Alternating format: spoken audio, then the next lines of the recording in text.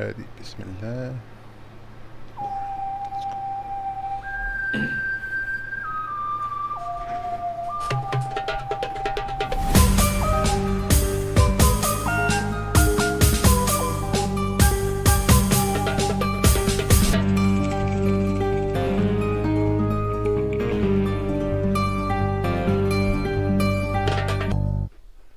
Assalamu alaikum and welcome to the Mad Mamluks. My name is Sim. Along with me are my co-hosts, Sheikh Hammer and Mort. Oh, you were very panicked while you. Mort usually never panic. Oh, it's 8/11. What does that mean? It's not 9/11. It's 8/11. That's how you panic. Folks, we have a wonderful show for you guys this evening. Something's Hot summer evening in Chicago, hot and humid. We have a couple brothers all the way out of Saudi Arabia and Texas. We got our brothers Nader, Tabat Afghanistan by touch. Welcome to the show, Nader. Yo, assalamu alaikum. What's going on? It's good to be back in the studio. Yeah. Let's do it. And his traveling companion, the cowboy himself, Assalamu alaikum, y'all. Sheikh Estes. How you guys doing? Shit has this. Brandon Estes. Protein shake, man. Protein shake. That's about it. Brandon, what brings you to town from my land, Saudi Arabia? You've been traveling there for how many years? 3.5. It'll be 4 in September. Have my people been treating you well? Yeah. Speaking of 9/11, that's the day I arrived in Saudi Arabia when I first got there. Yeah. That was the day I landed in Saudi. But not 2001, obviously. You were. No, it was 2001. But 2001. Because I'm like, no, he's really young. He's like. yeah, I was in 8th grade when that happened. Oh, but, yeah, I was gonna say, bro. I'm like, you kind of young, bro. Yeah, I man. know. So it'll be 4 years coming up. And are you getting done with your studies over there? Are you a sheikh now? Pretty. No, I don't think I'll ever be a sheikh. But, why not? Stop it, bro. Alhamdulillah, man. No, He's giving you the questioning. Sheikh Amr, he's going for studies in University of I Medina. know he is, bro. The brothers don't want to talk about it. Leave So him alone. he's going to be a sheikh one day. I mean. Alhamdulillah. May Allah allow us to benefit the people. Because the Prophet ﷺ did say, if Allah loves someone, then He'll use them. Yeah. So may Allah use me in whatever capacity for this deen. To raise the kalimatul ulya, right, to the highest. And all of us, inshallah. Did I ever tell you about how I got kicked out of my application to the Medina University? No, please tell us. You don't know the story? No. Yeah, come on, let's hear okay. it. Let's hear it. So the Shabab, Sheikh Amr and them, they were all excited about applying to University of Medina because there were a couple of their recruiters who came to a local mosque of ours named in Mosque Foundation in Bridgeview. There was so we got in our cars and it's about a 25-30 minute ride. Really excited. I knew this is not going to be really well. I was kind of apprehensive because I was wearing like a mega jacket, bro. It was like black leather biker jacket, and Oh my God. so this is not. I'm You're like 20 years old, right? Or, so I'm telling like the brothers, they're like much better in Arabic and stuff like that, and I'm like I don't think they're gonna take me. Why do you guys want me to come with you? And I tried to get out of it, but they're like, no, just give it a shot, and if you don't try, nothing can happen, so maybe something might happen. I'm like, all right, okay. So I didn't believe that at all, but so I'm like, okay. So we sat down and we started, everyone had their turn. They asked them questions, and none of the brothers gave me any advice on how to talk to them or anything. So these brothers, man, these guys, Sheikh knows the story, bro. These brothers were they were some serious cats, man. Were they students or were these? No, these are like some like admissions guys. Oh, they were from the university. Yeah, they were from the university. What year was this? This was like 1999 or Wow. 2000? Okay. In 2000, I got in. I just didn't go. Oh, mashallah. So More they than had a. We'll bring at that time, sweets. they had a Thanks for blog hijacking where my the story. Let's students, go. They had the application uploaded up there. And you could just print out the application, and you can go in, and then submit it. The other students would help you submit to the faculty. So I got in, but I'm like, oh man, but then I was like, they're for 9/11, and I was like, bro.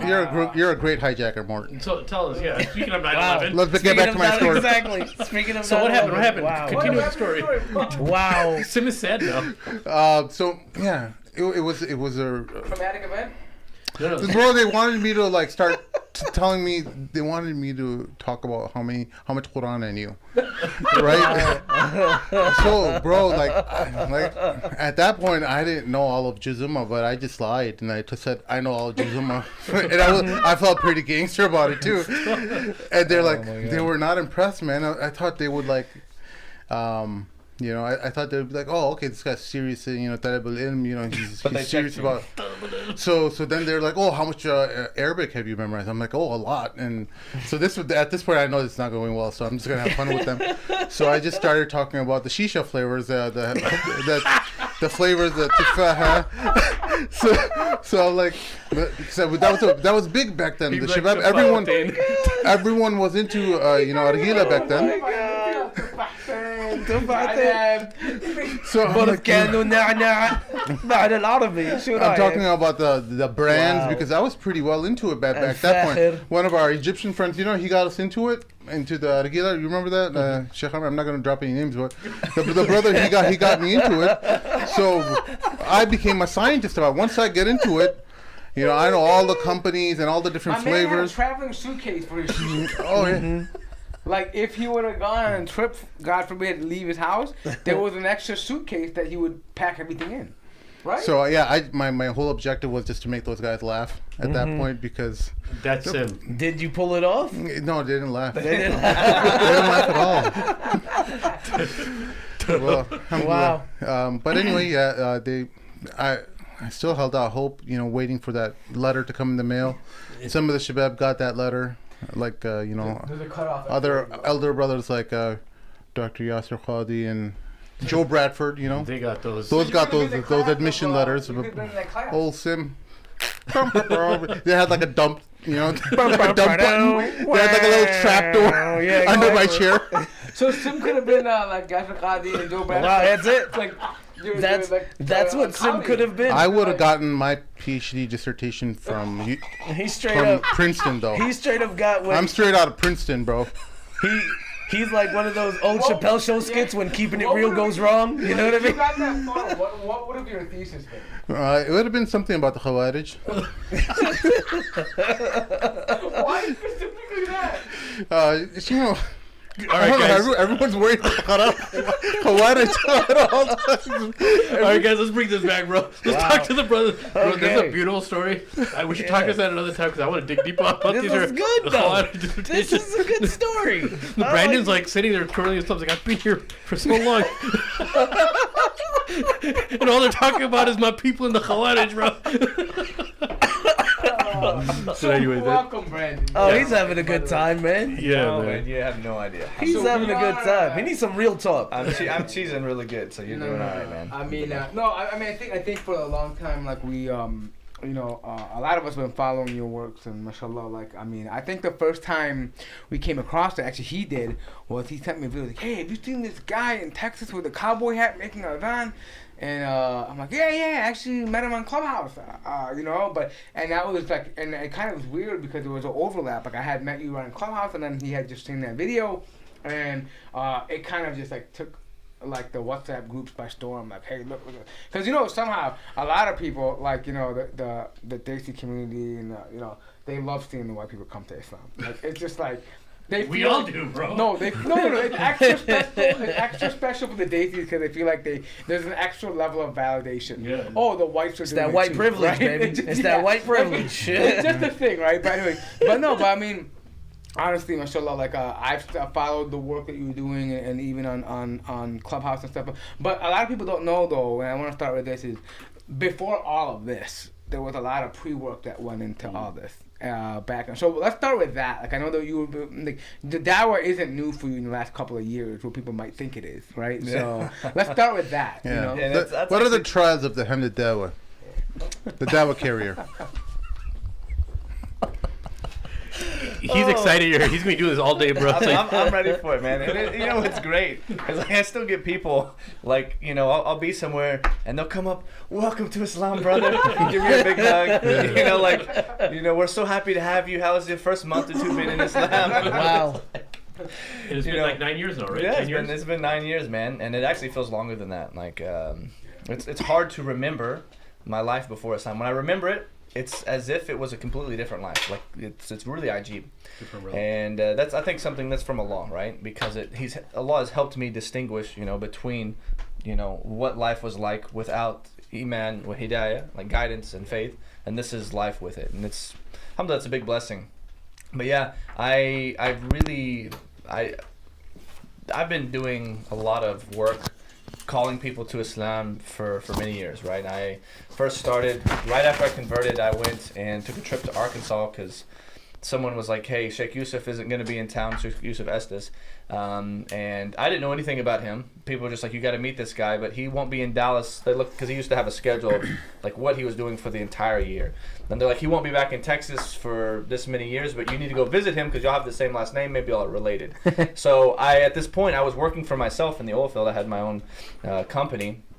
And so I was like, you know what, I can take off. It was like a Wednesday, middle of the week. I was like, I'm going to go drive to Arkansas. I'll drive 9 hours, just go meet this guy. He's got my same last name. Wait, I'm sorry, what were you working in? I worked in the oil field. I had a directional drilling company. Not the directional drilling, but a well planning company. I did well planning.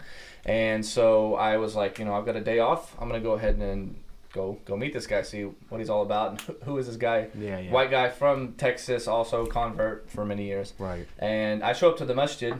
I guess someone had, from the masjid that I'd come from in Texas, they were waiting for me.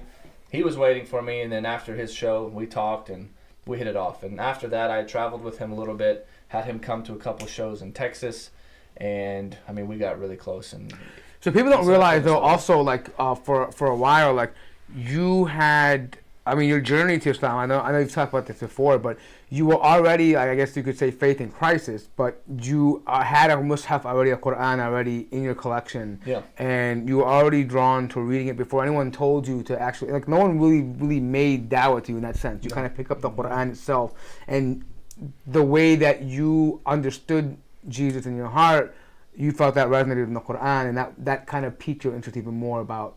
Isn't that how you kind of wanted to learn more about Islam? Well, no. What actually happened was, for 4 years, I was a Unitarian Christian. So when I was in rehab, I went through the Bible all over again, and I had this turning point where I decided, after reading it, within myself, no outside influence, I said, Jesus is not God. I'm not going to worship him for the rest of my life. I'm only going to follow him. I still believe, died for sins, all that stuff, but I didn't believe in his divinity.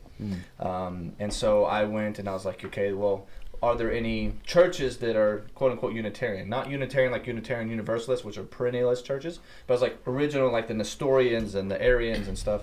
And there weren't any. So I kind of was just doing my own thing, right? And so I would still go to... Did you ever wonder why you have that, or you arrived at that conclusion, whereas many other Christians would have probably had the same level of education or the same trajectory in understanding Christianity, but you came upon this epiphany where you said, no, I'm not going to do it? I think it's called, in Alcoholics Anonymous, we call it sufficient force. I had enough pain and sufficient force to push me over the edge. So what happened with me, because of the life experiences that I had, the things that I had happened to me, the things that I had made mistakes of and had to learn from them, I feel like that might have been what it was. I can't say for sure, because at the end of the day, this is hidayah from Allah, right? Yeah. But for me personally, I used to get off on going to the woods, even since I was a kid, and just since I was little, I wanted to have a relationship with God. Yeah. And so, I think when I was, in elementary school, we had woods by our house. And back then, I would be out from wake up, watch Saturday morning cartoons, and I would not have to be home until 7 o'clock at night. Back then, your parents aren't worrying about the kids. They're like, as long as they're home for dinner, we know they're okay. Come home at dark. Right. Yeah, come home at dark. That's when it was. And I would go to the woods all by myself, and I would just talk to God. I would play out in the woods. I would build forts. I had friends who sometimes did it with me, but I was always this person who I wanted to be with God. And even every birthday until I converted, right, until I stopped celebrating my birthdays, the wish I made was to be with God in paradise. I would say, God, please make me with you in paradise.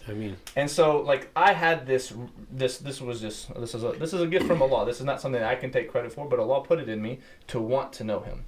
And so I used to spend so many nights crying, out to God, I want to find the truth. And I made a promise to myself then when I was at that rehab. I said, I'll do anything that you want.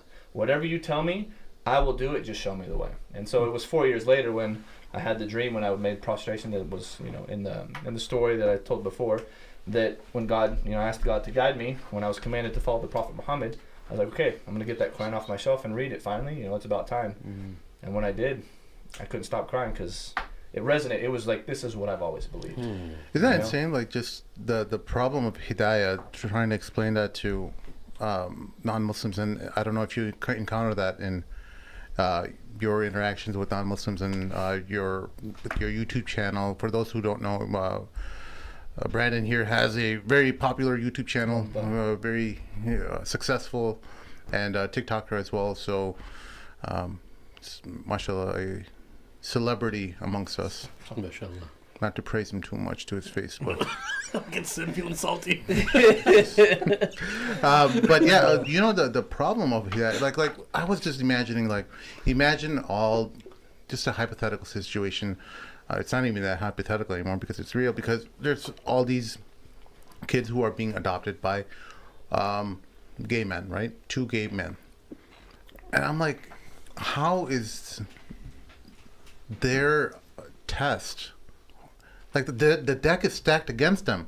How are they supposed to arrive to Islam when they are being in such a culture that's around them that is acceptable towards homosexuality and everything, all the morals and things that are It's so anti-religion. Anti-religion. How is a child, like, he's got no shot, you know? And then I'm like wondering, like, maybe, Allah subhanahu wa ta'ala has his own criteria for their success. I don't know.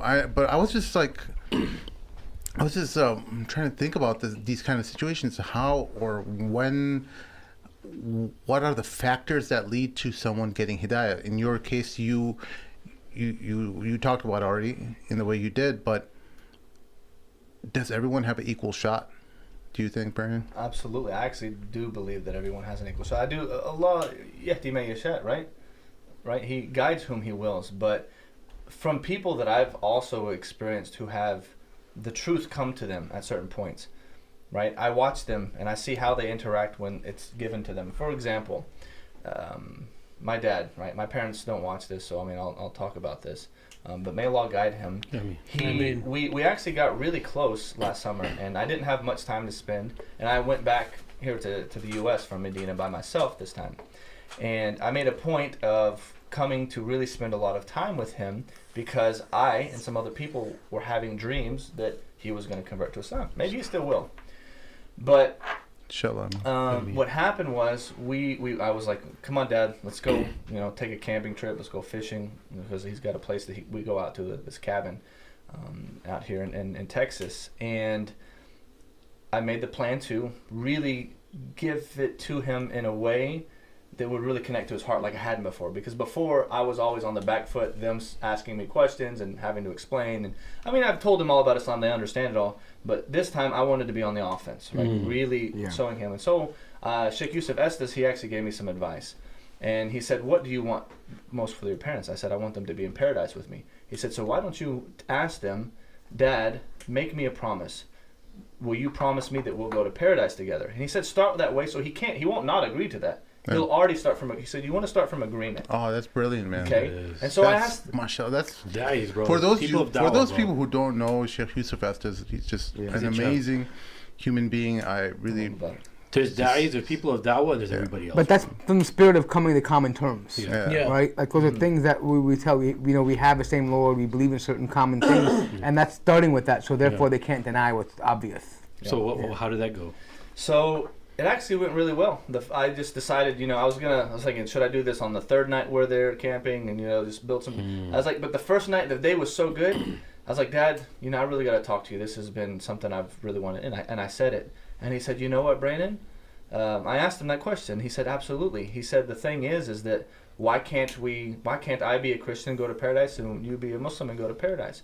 And so I asked him, I asked him some questions. Well, can two people who, have completely diametrically opposed beliefs, if you're saying that, and I said not you, but if your church that you go to, because I know your church, I know your pastor, he says anyone who doesn't accept Jesus as his Lord and Savior will not go to paradise. So I said, you either agree with your pastor or you don't. He's like, well, that's religion. I just believe in a way. And I was like, okay, well, what is your way? And he didn't really know. I said, okay. And so I started asking him more questions, like, what if God is going to send us away? Would it be the same always, or would it be different with, different, like, is God going to teach us something different than he taught another prophet? And he's like, absolutely not. It's going to be the same way, for all time. And I said, okay. And so I went through asking him more questions to get him to understand that there has to be a criteria by which anybody, no matter their caste, their social economic position, their race,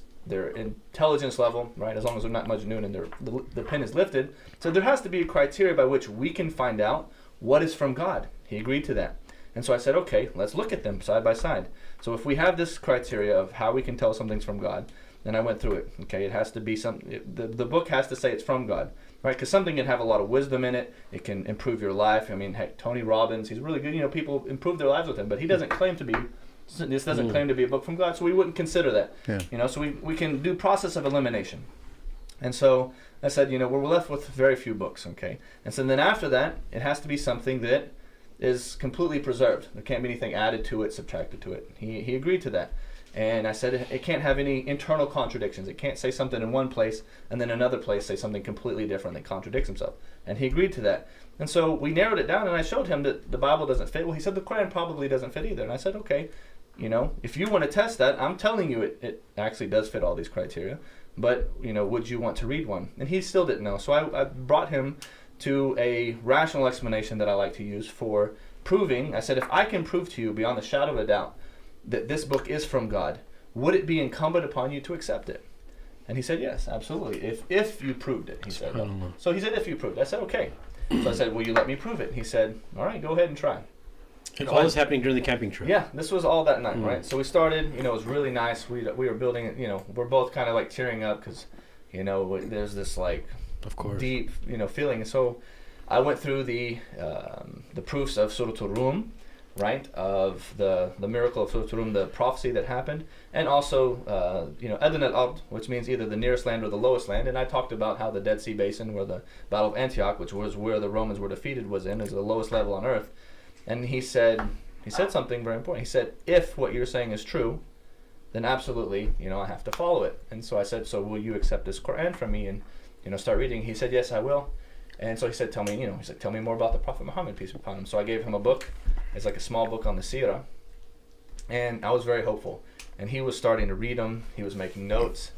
And then when I told him about my second wife, right, and my parents, because I should have told them earlier, but I waited too long to tell them about it. And when they found out about it, they took this even harder than they took me coming to Islam. And everything that he had, he said he gave the Quran back to my family, and he said, here, I don't want this. I don't want anything to do with this. And he even said something. He said, what you've done is extremely evil, right? And he's like, and it really hurt them but I explained to him, I showed him, look, your Bible, many people did this, not just David and Solomon, but there was many prophets who God immediately, he would talk about, they married this wife and this wife and this wife, and they did good in the sight of their Lord. And I showed, there's over 12 verses that I showed to him, and he said, well, that's the old covenant. And I said, well, why are you picking and choosing what's in the old covenant or not, right? Like, why are you, if these things happen, why are you also saying that the other commandments that you follow are in the old covenant? Why do you still follow, don't covet thy neighbor's wife? Yeah, that's exactly. the old covenant, right? Why are you still following don't steal? Thou shalt not steal, right, Yeah, exactly. these are all old covenant. Yeah. Why are you following any of these other laws and this stuff that has been made permissible to do, to have? Why are you not following that? Do you think that some of that has to do with because in America some of those cult offshoots of Christianity usually surround themselves with about polygyny, the Branch Davidians, right? The Mormons, right? So maybe he associated that with like a cult, in his mind. Yeah, possibly. I mean, he said something. He said that this goes completely against everything that we've always believed. Yeah. And I asked him another question back. And the reason I'm bringing up this whole story is because it goes back to, you asked the question, do you believe everyone has a fair chance? And my dad was someone who, he was presented with the truth. Yeah. Right? He still has a chance. He hasn't died yet. Yeah. But I just want to make a point that sometimes some people, they're presented with that opportunity and they even start looking into it. They agree with all of this stuff in Islam. But when they're really tested on it, which his test was finding out that I had a second wife, and then he just said, I'm done with it. So they're choosing something emotional or whatever else it may be over that which completely makes sense, right? I mean, isn't it like I mean, of course, what happened, right? Yeah. But I guess we could take the hadith of Aisha when it comes to a situation like that. You know, if the first thing that came down was stop drinking alcohol, or stop doing this, right? Stop drinking alcohol, And stop fornicating. Then the people say, we'd never follow it. You understand? But the first things came down were ayat of Jannah and Nar, and once the hearts were attached, then came down the halal and haram. So maybe that was too much for him too fast. Yeah, I mean, there's so many like teachable moments. Like if this ayah came down to the Sahaba, right? Like if this was to the Sahaba, who's your dad? Yeah, but I think the Brandon point though, like I understand what you're saying. Every person at some point when they're coming to Allah, there's that moment of a submission test. Are you choosing shahwa? Because look, whether it's about polygyny, it's about eating pork, because this is all part of tradition, right? It's about even having a sip of glass of wine, alcohol, right? Maybe about for women it could be about covering or dressing a certain way. All that is related to a certain thing, because this is how I look at it. If you look at the journey of the Quran, when Allah gives this is why we say we're on Millat Ibrahim. Because we look at him as the patriarch of this monotheistic, this tradition, right? He uses the aql when he tries to first come to a conclusion about proving that there's a God. Meaning, look, the sun can't be it, the moon can't be it, and the idol smashing. But the minute that is established, everything else, like once you establish there is Allah, then it demands and necessitates submission. The intellect, the rationalization can only happen to come to that first part. Everything after that is all about, okay, now you can't hide from that truth. So what does your creator demand of you? You can't, and I think that test will vary from person to person, but it's really that test that really defines that moment. It's a defining moment for anybody. And just look at the work that has to be put in. Look, Brandon said, and we all have this in different facets of our life, but imagine a young kid who has to come home at night and he's talking to God, right? Allah subhanahu wa ta'ala guides those people who want guidance, right? Yeah. Right? So Allah subhanahu wa ta'ala, look at how people are chosen for hidayah, right? And I want you to speak on this too, on a different level too, Nether, but everybody's chosen, and when somebody goes towards hidayah and asking, that's when we say Allah will never let that person go. If they're sincere in that, and as a child playing in the woods, talking to God, coming home at night, I can promise you that Allah's promise is real, that if you want hidayah, Allah will give it to you. But everyone's tested on it on a very different level, right? Everyone's tested on that on a very different level. And hidayah is also increased, right? There's a concept in our deen, like we learned from Surah Al-Kahf. When you were saying this is so beautiful because you're young. إِنَّهُمْ فِتْيَةٌ آمَنُوا بِرَبِّهِمْ وَزِدْنَاهُمْ هُدًى. The boys of the cave. The fitya, meaning boys that range anywhere from 13 to 18, 11 to 18, 11 to 17, in that age group. And they believed in Allah. Allah saw that they earned their stripes, so Allah gave them hidayah, and He increased them in their hidayah. Right? So every single one of us is put in a situation where Allah tests us, and if we pass that test, He gives us more hidayah, meaning more by way of even if we have certain obstacles, Allah removes those obstacles for us. And then when we look back, you're like, man, only Allah could remove those obstacles. And the same thing as far as coming to Islam, right? Allah removes certain obstacles, and people are all given chances. Everyone's given a chance, especially now when Islam has entered every home. Oh yeah, 100%. By way of hate, even. But everyone has gotten the message, right? I mean, how many people came to the message through all the hate? Yeah. Yes, sir. You know what I mean? Yes, sir. I think what Sheikh Ahmed is saying though is that, like in Brandon's story, when he was out there asking Allah, I want to be with you, or I'm wishing to be with you, right? There's a level of sincerity where it's like, okay, I'm willing to do anything to get this. Oh yeah, absolutely. Right? And then there's someone who's saying, listen, I believe in it, but I'm believing what's comfortable to me, what's familiar to me, what's cultural for me, right? Like, for example, like, it's very easy to have a religion when it lines up with your culture. Yeah, of course. And Absolutely.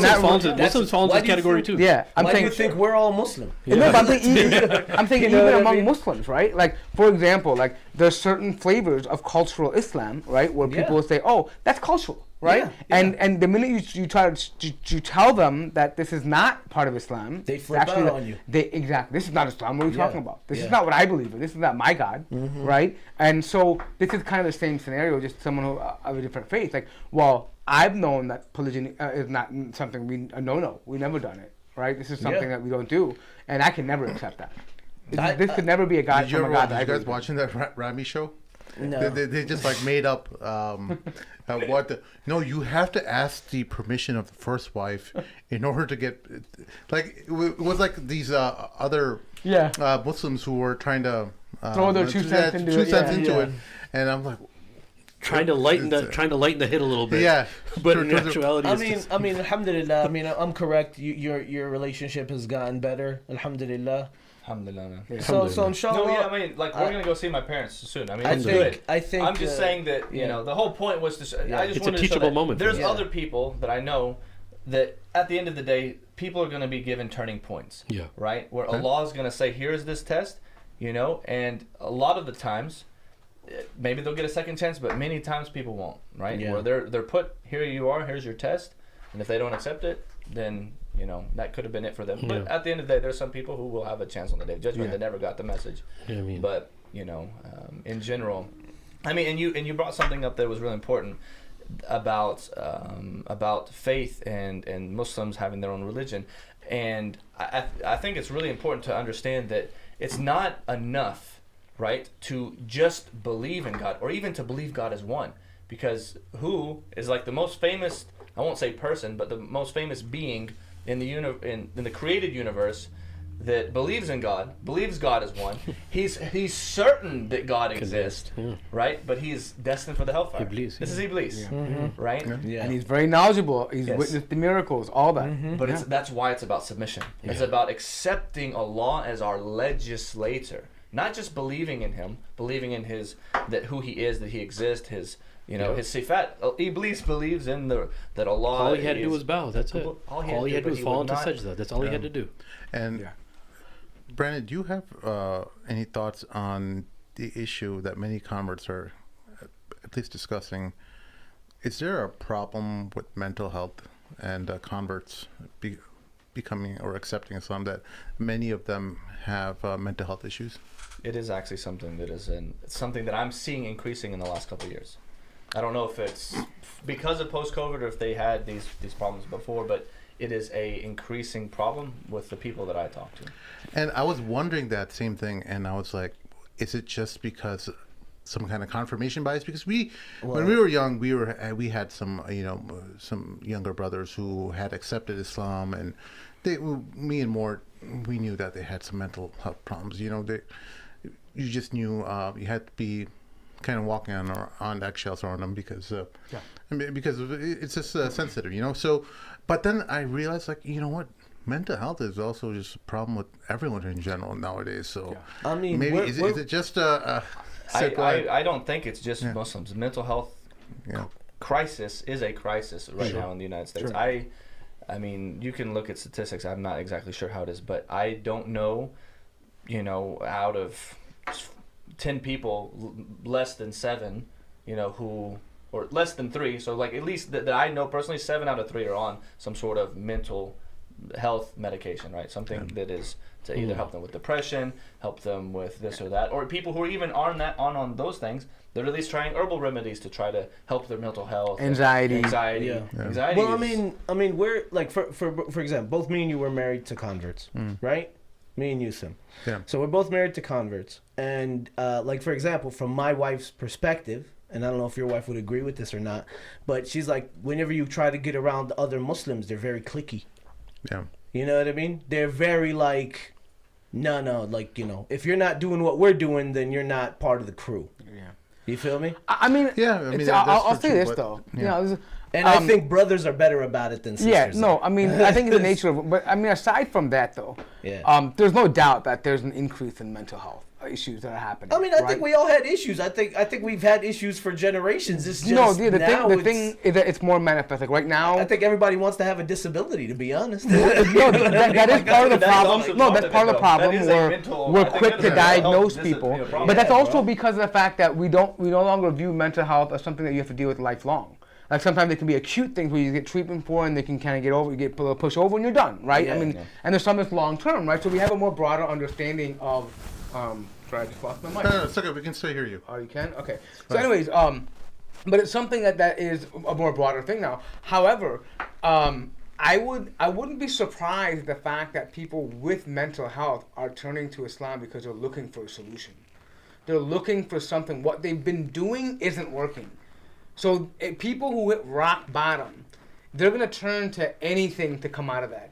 And what better alternative? I mean, you got the Alphabet Mafia bringing them in. Right. I mean, no, but I'm saying the Alphabet Mafia has produced a lot of these people. Yeah. And unfortunately, they attack them first. Yeah, a lot of the media about the counter media that about people who have left that is being suppressed, but there are people who have been damaged by this, where like mentally and irreversible damage, physically as well, and they want to find some kind of stability. Peace. Yeah, so, well, no, I mean whenever they're on shaky ground and you give them solid ground to stand on. And Islam is one of those religions. Yeah, that's what I'm saying. Islam will give them that solid ground, absolutely. Well, it offers you a rational explanation too. Yeah. Now, listen, Qadr Allah happens.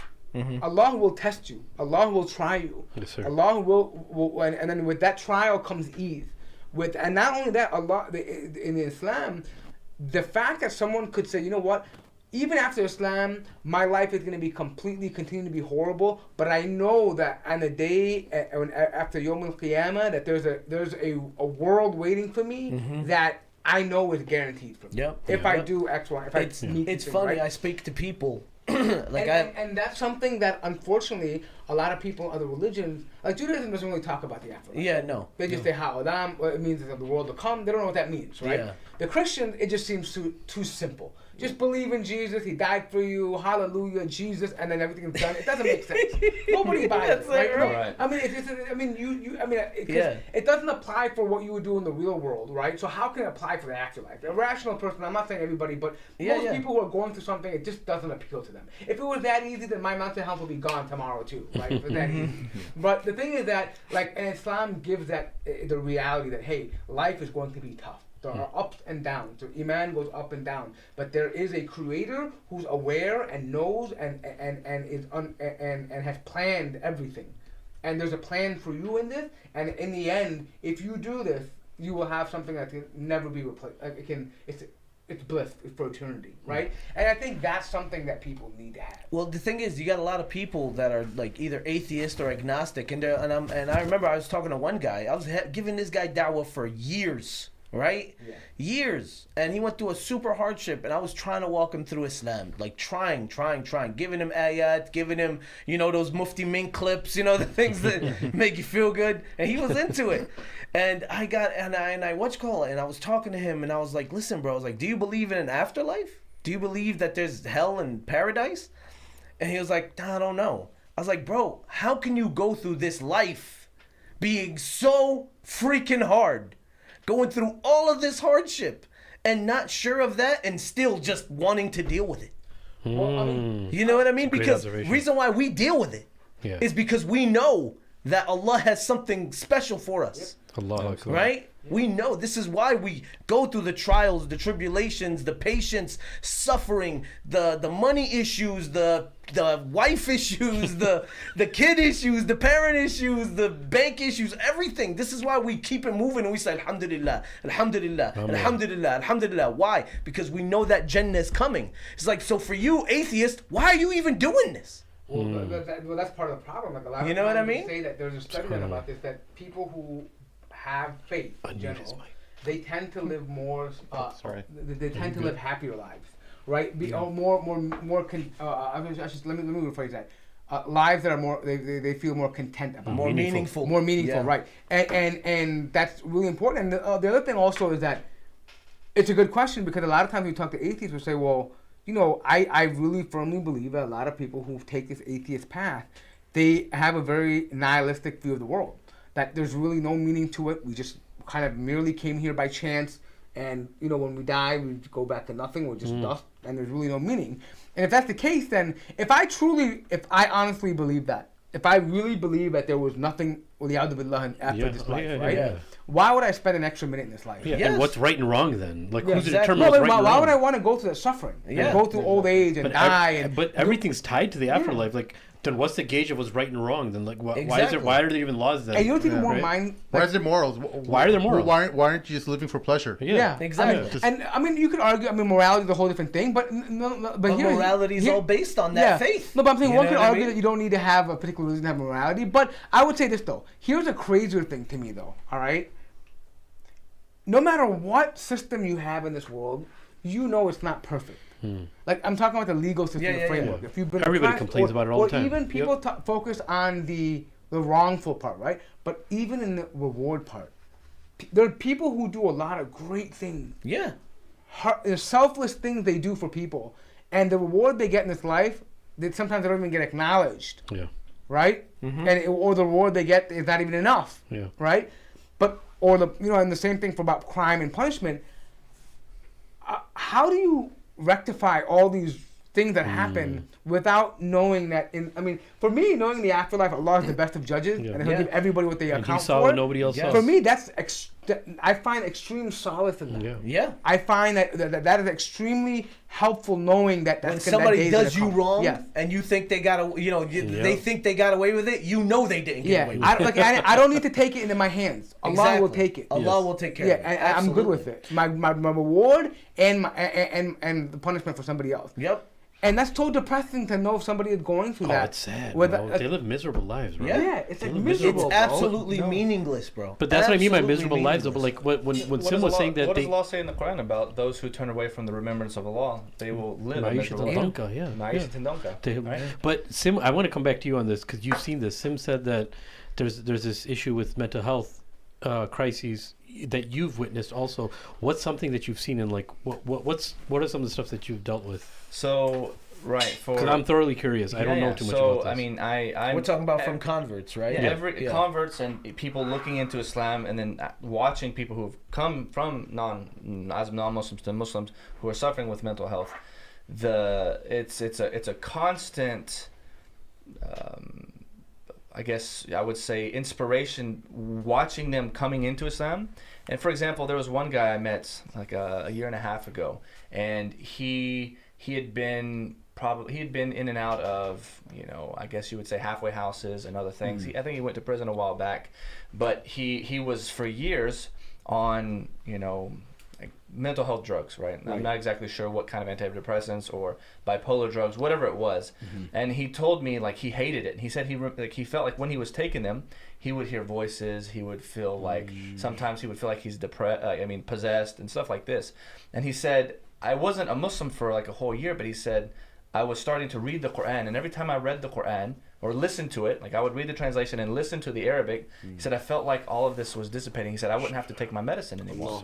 But I had to take my medicine because my probation officer, whoever, they found out I wasn't taking my medicine, then I would get back in trouble again. And so every time I go back on my medicine, he said I'd start going back into, it would actually make it worse. Psychosis, right? Yeah, and he said it was terrible. And he said finally, he was able to, get away from that. He converted with me, I think like a year and a half ago, and he was telling me all this. And ever since he's been a Muslim, he's like, life has never been like more at ease. Like he said, a lot of my problems have just disappeared, right? And this is something that I am constantly seeing, right? People are coming, they still have mental health, they still have stuff they got to deal with, right? There's, even a sister, right, who converted, and she had mentioned the same thing. Like she was really not in a good spot, lost somebody very close to her some years ago, constantly having to deal with, taking medication, getting into some other things. And then after accepting Islam, listening and reading the Quran, hasn't had like a single episode, not anything happen, right? So, there's something really powerful about, the remembrance of Allah and the Quran, right? Because fi shifa, right? The Quran is a healing. And so we're seeing an increasing number of people coming to Islam because you said it exactly. They have no other options. Most people like me, who are looking for the truth, it's the last thing we think to look to because of the propaganda. Yeah. But once we find it, all of those issues seem to fade away. It doesn't mean there's not going to be work for it. Yeah, you're going to have to work. And me myself, I was an alcoholic, which that's classified under the DCM or whatever that is, DSM, as like, a mental disorder, so on and so forth. My alcoholism was immediately eradicated the day, not even before, because I gave Shahada a week after I had my dream when I made sujood. Like that day, immediately left all of the drugs, the alcohol. And if you know anything about being an alcoholic and you stop cold turkey, you can kill yourself. The withdrawals are terrible. They say I didn't have a single withdrawal. Yeah, the details of that we can find on the podcast he was on originally. No, but just so you know, I mean, for people out there, they when you go to a rehab facility, they put heroin addicts and alcoholics on the same floor because the amount of attention they need is because like the adverse reaction the body can have. Like there is a shock that happens from a lot of people where they just the dependency is so hard that their body literally begins to shut down.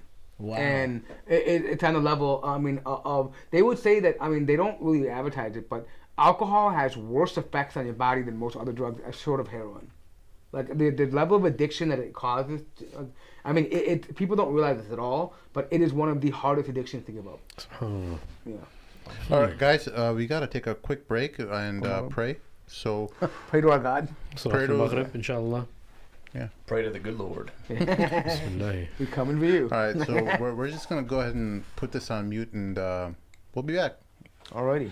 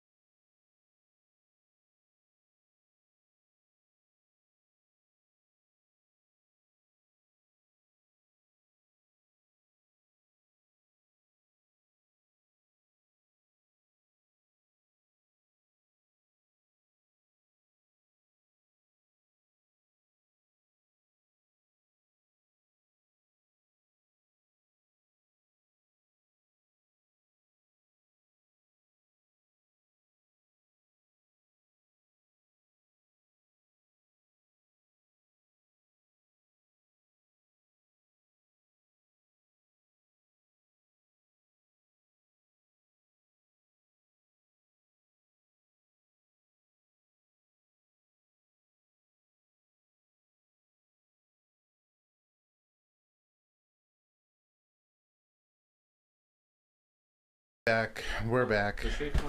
That's okay. He'll come. But the show must go on. Yes. Yeah, that's as they say in the Showbiz. yeah. I was in Vegas last week. That's why we haven't had a show for a while. law, brother. Yeah. It was for we ever- boring, nerdy stuff. It's like a tool called Splunk. For that cybersecurity professionals use it. Yeah, you You mentioned have yours. this face that looks. It's not perverted. Splunk Did we tell you the is this story tool. of when we gave dawah to a bunch of blind people in the middle of Vegas? No. But Vegas, I went. It was 116 degrees, and I was the week before. I was in Tampa, 90 degrees and humid, and I couldn't stand it. 116 degrees in Vegas, I could totally handle it. Yeah, I'm like, it's like Because it it's average is it's 115. desert heat. I'll take it any day of the Over the week. humid. Easily. So easy. Yeah, Medina, 115, 120. It's averaging every day. Wow. But Allah it's Akbar. not a big deal. I Yeah. mean, but I come to Texas and you've got 98 and 95% Yeah, but humidity. Jeddah gets humid though. Oi. Yeah, I was. Yeah, I that's what I'm saying. Medina and Jeddah are two different worlds, man. I but can't Jeddah, stand oh my god, bro. Not only they score 130 degrees, but then like the humidity at nighttime. I'm talking, you come out of the house, it's like you have like marbles of sweat that just come out. You gotta right change away. your shirt. It's Yeah. nasty. And Oh my I bet God. after living in Medina, you can't You know, I stand did it going at to my Jeddah, cousin's bro. house, bro. I hate going to Jeddah. I was bet. staying there in the I can't stand summertime, it. right? And they have a khayma tent outside, right? And I was like, okay, I'll obviously hang on to it because they have AC on it, right in there. And so I was laying in the khayma, and then like, bro, I got too cold, so I turned off the AC for a little bit, right? I passed out. I didn't know I was gonna pass out That's there, the right? worst. And it had the tent my closed, God. and then like I woke up around 11 o'clock in the afternoon, and I was like liquid wet, like 'cause Yeah.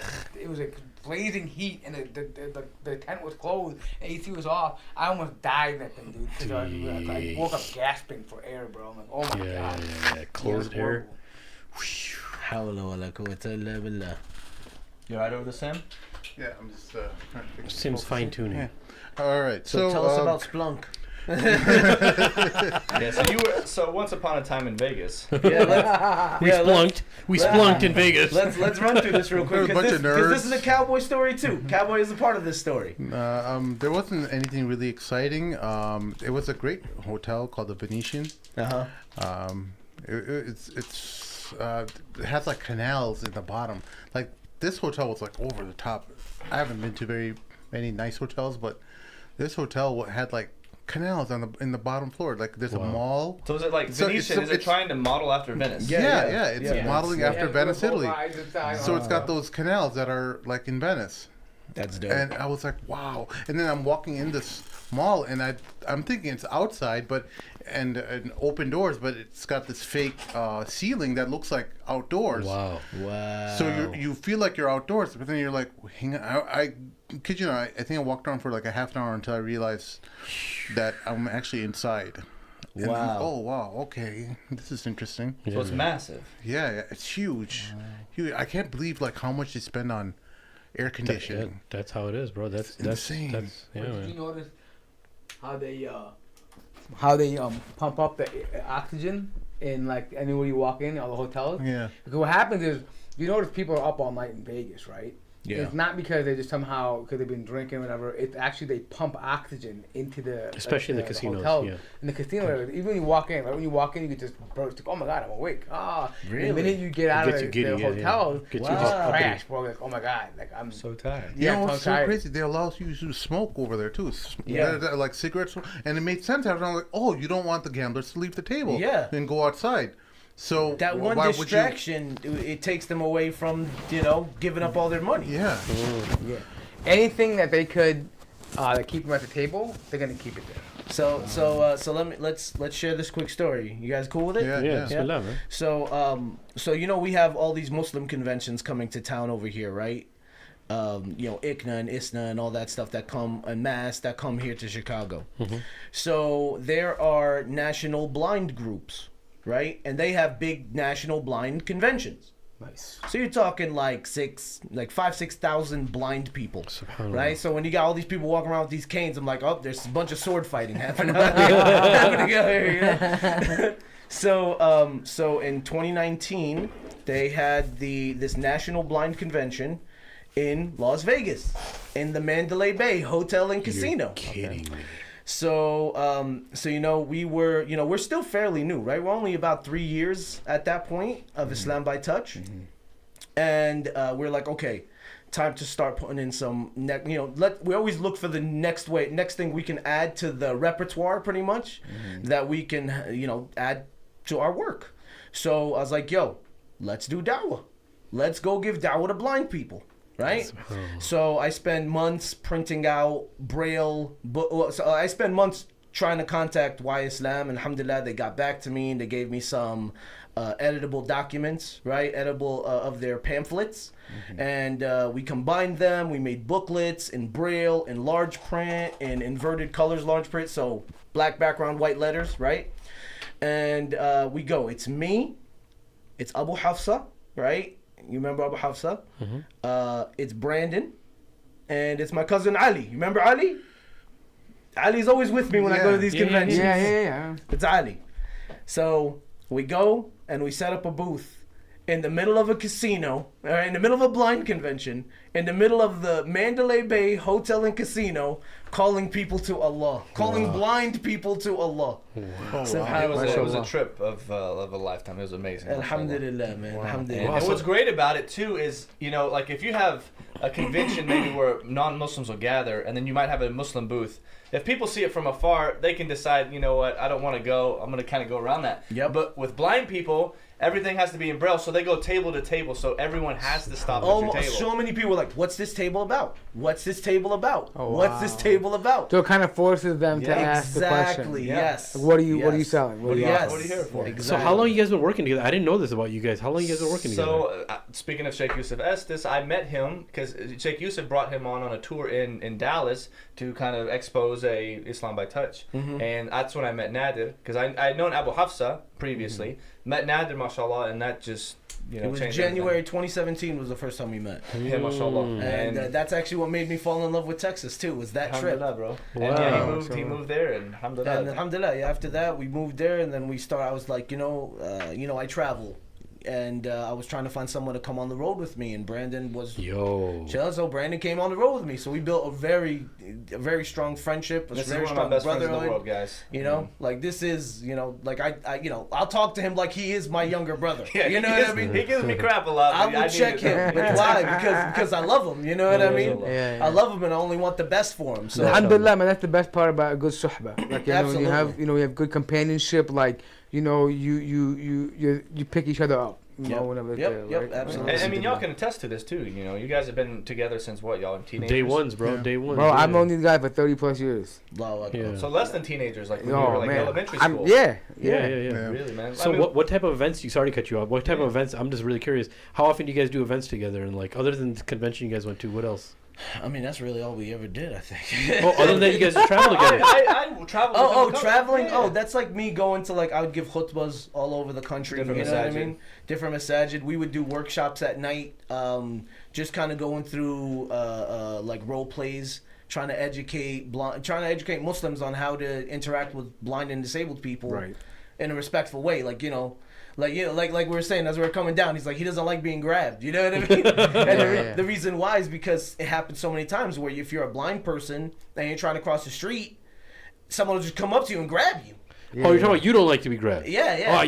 I thought you said he doesn't like to be grabbed. I was like, you better watch out, boy. You know what I mean? Yeah. No, I get it. So we'll do role plays. We'll do here's So what's the proper etiquette if I'm walking behind a guy on the stairs and he's blind? Like just push him. Yeah, I'm saying because my natural state is to be like protector, right? So if I see someone in like danger, I'm usually getting in front of it, Proper right? etiquette is to ask. Yeah. Like, yo, brother, you need I got a help? problem asking. You know what I mean? Yeah, I should do that. Yeah. Hey, brother, you need help? Yeah. That's all it is. If you see a car gonna strike somebody, absolutely. Yeah. You know, You're not gonna be like, hey, brother, you need help? Yeah. What you're saying is you're used tire to this. tracks on What your you're saying neck, is, you know what I mean? what you're saying is majority of obviously blind people, they're used to this. They know how to get around. If you see a blind person walking around on the street with a cane, they know what they're doing. Yeah. You know what I mean? Yeah. Now, I've seen people, like there's some blind people, they can't go anywhere without somebody sighted guiding them. Yeah. You know what I mean? So in that case, you're never going to see that person by themselves. Yeah. You know No, I think that's a good thing. You just ask them. Yeah, ask. Help. Great. Yeah. Great. Yeah.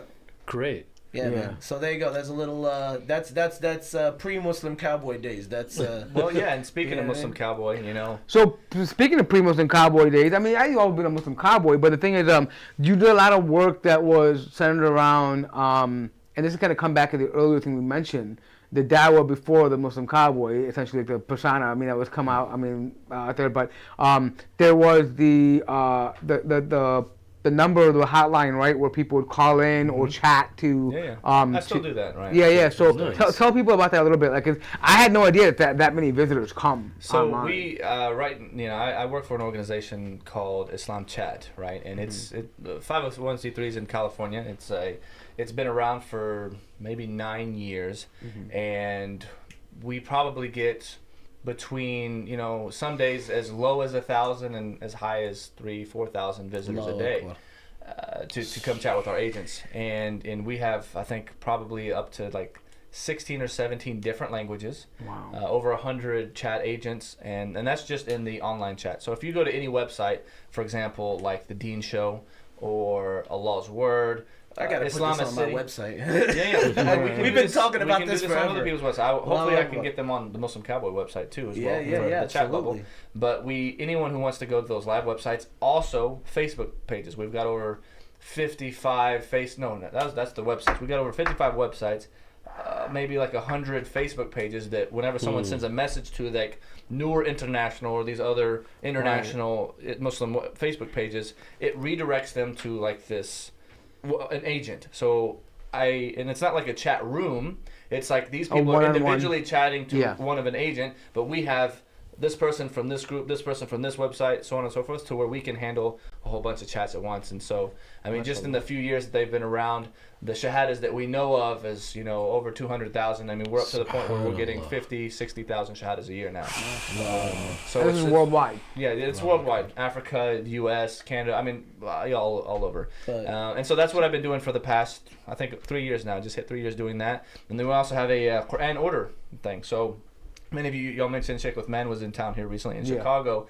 One Message Foundation, The Dean Show, Rosalie's Hijabs, and a few other websites, Allah's Word, they have Quran orders, right?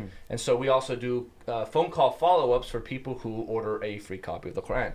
Also, people who order a Quran from the Muslim Cowboy, we will do the phone call follow-ups for people who order those Quran. So they'll order a Quran. We'll wait till it's shipped because it takes about 2 to 3 weeks for it to arrive to the person's location.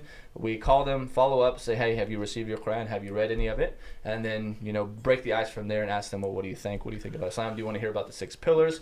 And then it goes from there. And So how many of the, just out of curiosity, like the chat sessions, I'm assuming they eventually end up moving to like phone calls, or the entire most of chat? those are all in chat. Sometimes if it's a live chat, so the ones that are on Facebook, Instagram, and WhatsApp, always typically they all stay just in the chat system. Some of the live chats, which is considered a live chat if it comes through a website, right? And these are high priority customers. Those sometimes you can say, hey, would you like to if they want to give shahada, we say, would you like to do this over the phone or do you want to do it over the chat? Right? So sometimes we can do that. Some people I've had in there, they want to talk to someone, and so I'll say, okay, hey, do you want to come talk? We'll go. I'll record it. We can go live, and I put some of that stuff on my channel as well. Oh, So it's a really great work, and Islam Chat, if anyone doesn't know. So that's kind of prepared you for like also dawah work, like come out in the public on YouTube and stuff like that, Yeah, because absolutely. the experience that you have, the amount of people you've reached out to, the different countries, different backgrounds, that's kind of giving you a wide like kind of exposure to the different types of people that you would encounter. Completely, the worst of the worst and the best of the best, right? It allows you to see where people come from. And I've also been so exposed and had so many conversations to where almost immediately I can tell if someone's a troll or not. Right? You can suss them out, and that comes with experience, right? So now you can determine how much time am I going to spend on this, because in dawah, a lot of it comes down to being able to read people, because it's something that I'm really big on is about first understanding who the person is that you're talking to, and you can't do that without asking questions, getting to know them. And so unfortunately, a lot of Muslims, and you've been on Clubhouse, you just want to just speak, throw everything out there, but you hadn't really got to know who they are. And Sheikh Kamal al-Mekki, who I've done some dawah training under him, he really, he made a good point. He said, if you're in battle, in war, and say you're making a siege against some castle or some fortress, asking questions is akin to yelling out and saying, "Hey, where's your weakest fortification in the castle?" And they say, "Oh, it's the door on the west side over there. It's kind of shaky. You can probably loosen it up." So if you say to somebody, "Hey, what's the one thing holding you back from accepting Islam?" If they answer that question, they've given you the keys to their entire fortress. Such a right? simple question. And you know what? With Brandon, and this is something that he does that, and I'm sure he has even more resources in regard to this, but we don't see a lot of this happening. Like, he does a lot of follow-ups. You know what I mean? People take their shahada, but it doesn't just end there. Like, there's groups with just converts. You know what I mean? To support each other. Because they need that community now more than ever. Yeah. I think that's the most what I mean? important part. Absolutely. Because a lot of times when people are looking to take a shahada, if the message shows up, people giving you hugs. Hugs they and love love you. and numbers You and have all a big that. family. We're here for you. And then the first phone call is boop, boop, boop. Yeah. Or like, even if there's a phone number given, I'm just saying, like, the next day after, they're just left alone. Like, Right. And that's a big thing. But before we get to that part, though, I kind of wanted to talk, and we have a similar experience on Clubhouse. Like, and I'm wondering if this is you do this on chat and stuff too, but I'm comfortable enough to go in the Bible, but I don't like to do it. I like to just go with the Quran. Like, I don't want to spend my time pointing out flaws in the Bible or contradictions. I mean, I think maybe at a later point, if I really want to get into comparative, like once I've established what Islam is first, then maybe if the conversation goes that way, then I can, I'm equipped to do that. But I would prefer not to go to the Bible. I would prefer just to keep it with the ayat and the verses of the Quran and talk about the character of the Prophet. And I find, unfortunately, today a lot of it, and not that I'm saying it's wrong, but a lot of the dawah is focused on, let's disprove the Bible. Let's talk about the Trinity. Let's talk about textual criticism, right? All this stuff that, in my opinion, like, I feel like the Quran, if you allow it to speak for itself, it's much more powerful than you think it is. Even sometimes I've had cases where I don't even need to translate something. I'll just play something from the Quran and say, how do you feel about that? And that is sometimes enough just to motivate somebody. Well, this thing that we have, right? And I think this comes back to, like, we live in a very materialistic society, right? Even to the extent to where it's so much affected even Muslims. Like, sometimes we even forget that this is not just, the Quran is not just something about just evidences. There's a whole spiritual realm, the ilm al-ghayb, right, that we don't see. You don't know what's going on with that person. You don't know the jinn, their qareen that's with them can be affected. Like, there's a sheikh in Medina. His name is Sheikh Khalid Amin, right? He used to be Nation of Islam. He's been given dawah for 50 years. And he just released a really good book, right? Dawah, the lost call of the art of Islam. The lost art of the call of Islam. And he mentioned that back when he was, after he became, a Muslim, that they would sometimes, you get some people coming up, and they'd be talking, and they'd be saying their stuff, and maybe they'd be hard-headed. He said under his breath, he would just recite Ayatul Kursi. Wow. Not out loud where the guy could hear him. And he Ya said you Allah. would see something changing in Ya them. Allah. Their animosity would start lessening. Because this is a spiritual thing. So we don't need to discount the power of the Quran. The Quran is kalam Allah. I mean, we say it so much, but are we internalizing it? Are we actualizing it in the dawah that we're giving? Using right? it accordingly, yeah. Yeah, I believe that. I mean, I believe that just hearing the Quran itself, and I've seen this happen so many times on Clubhouse. I've done TikTok Live. I'll say, hey, you know what? Do you mind if I just play you something? Can you just listen to this? How do you feel? How do you feel after listening to this? And they'll say, this is amazing. This is something I've never heard. It feels angelic. It feels this. And that's a great conversational starter because it's Yes, like, sir. what is this? Do you play a specific surah or a specific Sometimes I play reciter? Medium. Sometimes I'll play like just even something as simple as Surah Ahad, Ikhlas. I'll play this, I'll something like Ayatul Kursi. I'll play depending on what you have to know. Sometimes when talking to the person, what. Mort's from the Pal Talk days too, so that used to happen pretty often. Oh, yeah, on Pal yeah. Talk, I too. remember Pal Talk. Yeah, he was from the Pal Talk days. Wow, you took it back. Yeah. Is it still going? About it. I don't know. Yeah, I I hear about it. program. I mean, but now the dawah is kind of gone from there. But it was a program where I'm talking about where there were some dawah rooms that would have like 2,000-3,000 people at a time. Wow. Yeah. Islam I answers remember back. Sheikh Wissam in the Egyptian, who did, like, his room, Muslim Christian dialogue, it would be like, we'd have a shahada, at least 2 or 3 shahadas a day. I remember that, yeah. I would attend once in a while. Yeah, but it's just, I think the program itself phased out. But nonetheless, we had a lot of experience dealing, like before I came out public on YouTube and other TikTok, I had like years of dealing with these people who were very aggressive in the beginning, right? Oh, the common things.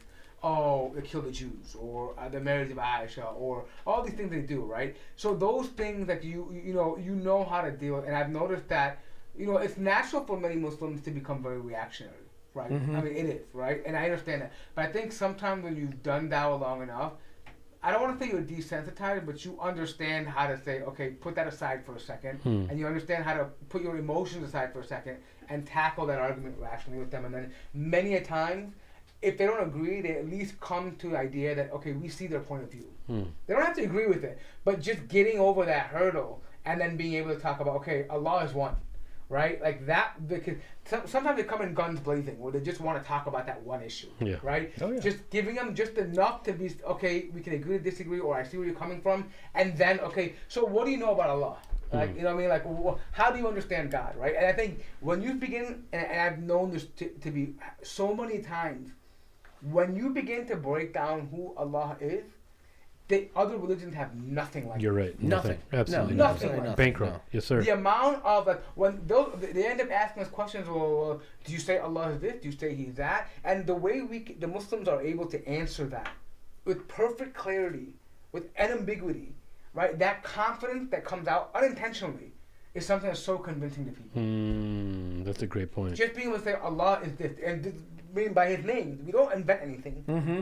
We just quote ayat of the Quran, or say, or from just something as simple as like, how can the Creator be in creation? Mm-hmm. Something like that, where the question they never were asked, even though they probably think it, but it was never asked to them that way. It makes them rethink, and that's all based on tawheed.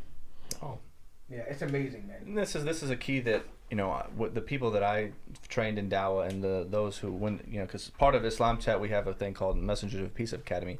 The number one tool, Messenger of Peace Academy. Messengers of Peace Academy, right? Messengers And of that's Peace Academy. Dawah training for anyone who wants to join. It does have limited open spaces, so it's not like year round. You can just sign up.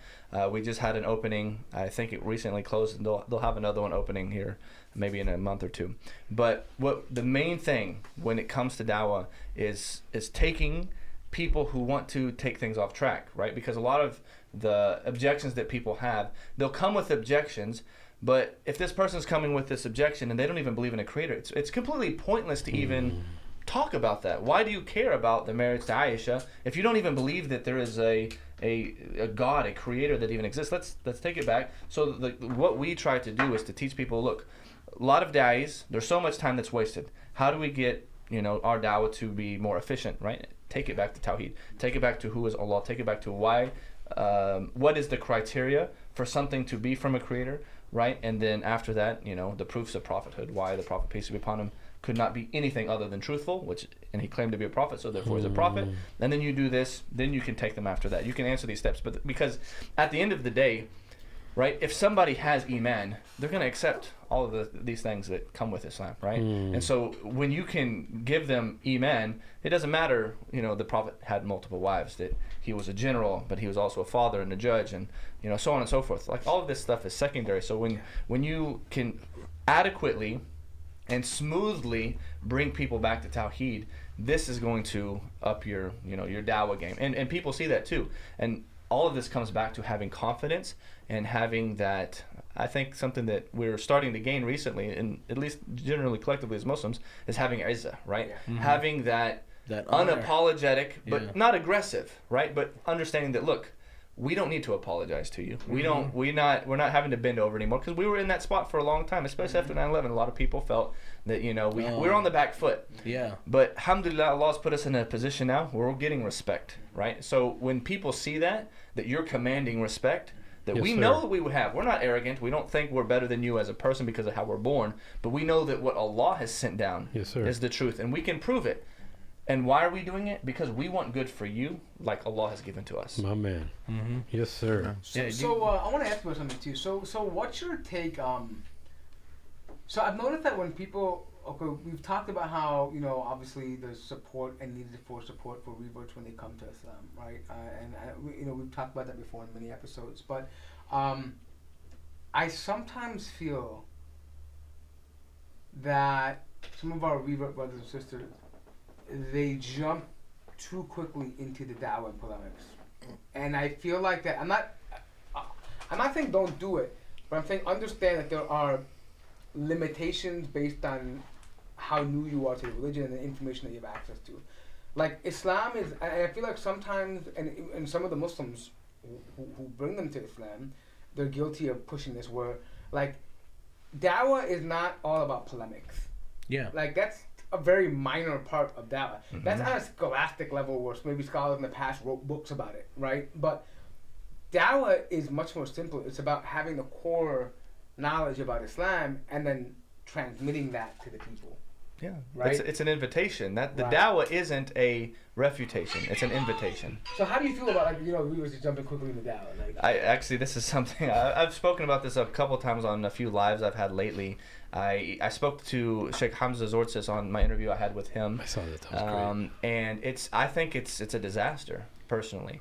Obviously, we all agree. The Prophet ﷺ said, "Ballighu anni walau ayah." Convey all of you upon me, even if it's one ayah. But this does not mean jump into a position immediately where you're going to be tested with one of the hardest tests I believe today, which is fame.